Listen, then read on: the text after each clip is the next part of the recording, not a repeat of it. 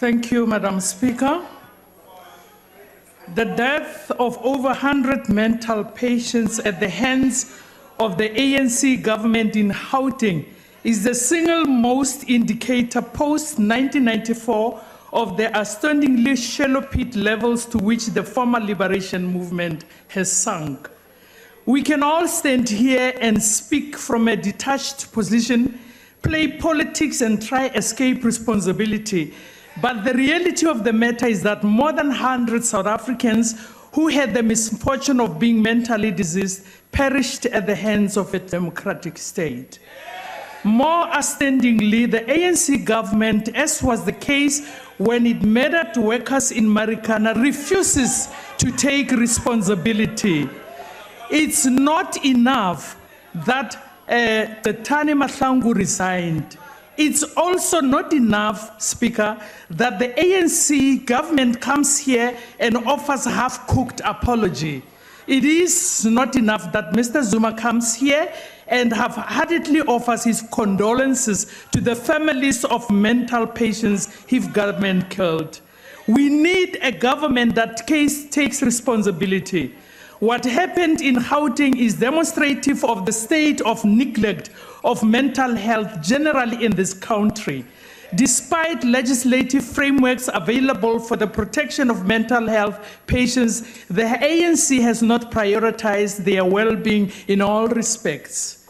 When the mental health care, an entire chapter was dedicated to human rights for those with mental disabilities. Furthermore, the MHCA contained articles addressing compulsory admission, protection of patients' property, rights to appeal, the reporting of abuses, and the formation of independent review boards with ombudsman functions. It also highlighted several important principles, including the use of the minimum possible compulsion, the importance of not just treatment, but also rehabilitation and reintegration. So what we found in Gauteng is not just complete disregard for well-being of other human beings, which the ANC government has carefully built its reputation on recently, but the conduct borders on rabid illegality perpetrated with sheer impunity by people who think their hold on political power grants them license to maltreat South Africans. We have here a government that has no respect for its own laws, nor respect for the people who put it on power, nor respect for anything but their stomachs. Of course, Speaker, what is left unsaid here is that Tani Mahlangu moved patients who had been at life demand for almost all their lives to NGOs with close links to her ANC comrades. In their unbridled corruption, even the life of those who are abled differently is dispensable. We need to stop this road. We need to have all those responsible behind bars. We need, Speaker, to have those NGOs, the Gauteng department officials, and the politicians who instructed them to be arrested.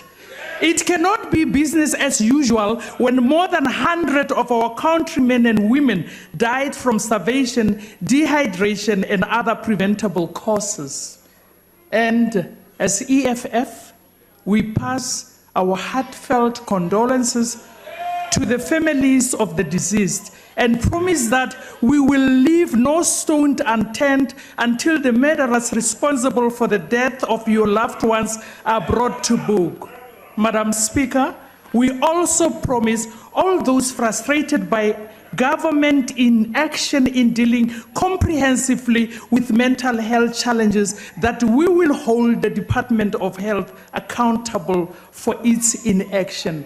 I thank you. The Honorable Msimang.